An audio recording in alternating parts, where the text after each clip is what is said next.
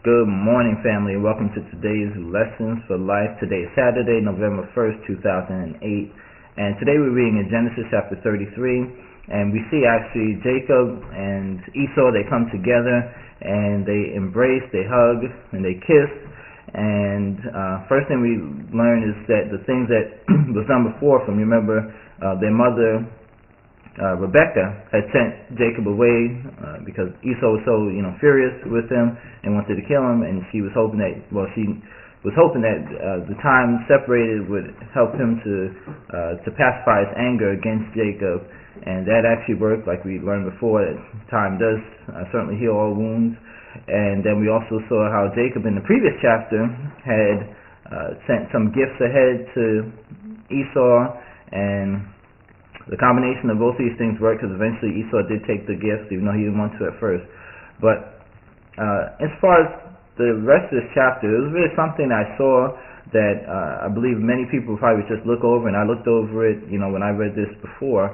And if you keep your eyes open and you just look for the things and just be open to seeing revelation in different verses, you can actually learn a lot, and that's what I'm going to expound upon in today's Lessons for Life.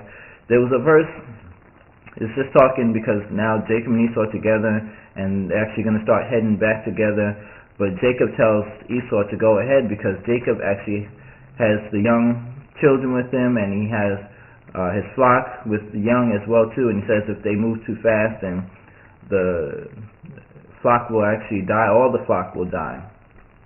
So the lesson for life I got from this was basically you have people, whenever you're working with people, you're involved with people, you don't always move at the same speed as other people. And you have to understand that, and you have to recognize that, and that will help you to avoid some disappointment, some discouragement.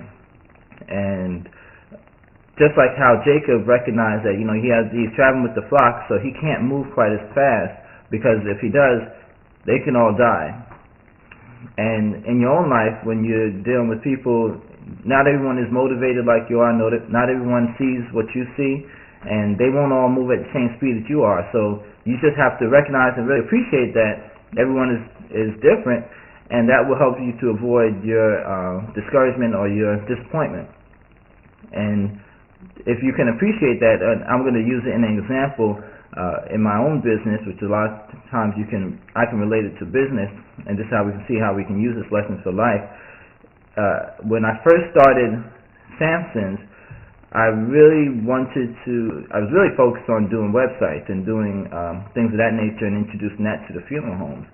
But they weren't interested in that at that time.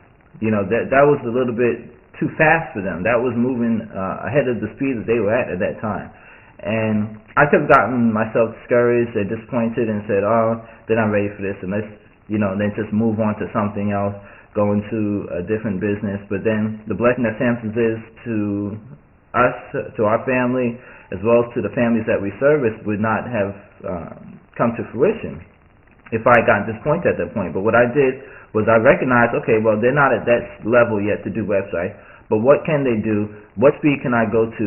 And I was able to start with doing, programs, which is something that they're ready to do now, but just improving upon it, and then doing, prayer cards and improving upon that, and doing, a little bit at a time. So now, going at the same speed that they are, but just improving upon it a little bit, just like how we see, like I said, with Jacob and the flock, he couldn't just, rush them into something, but he had to take them at the speed that they were comfortable at.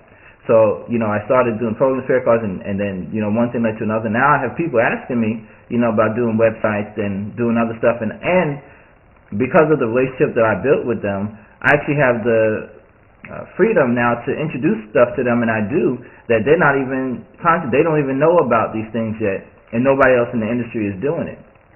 So I'm now able to move them along at the pace that, more of a faster pace that I want them to go to.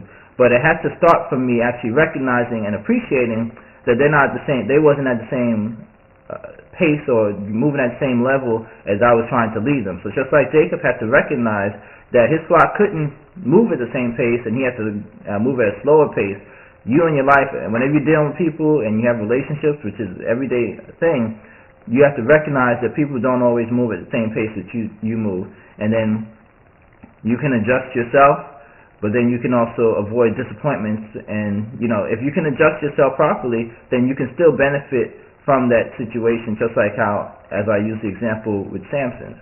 So that was today's lessons for life. Hopefully you got something out of it. Like I said, there's always something you get from the Word of God. There's always a lesson, and it could be something you just overlooked when you read before. You kind of just read right over it. And there's other stuff in this chapter, and I encourage you to read the entire chapter as well, because there's stuff that I might have just read over, which you might see a great revelation in. And of course, if you do, I encourage you to add it to our blog so we can share it with others as well too.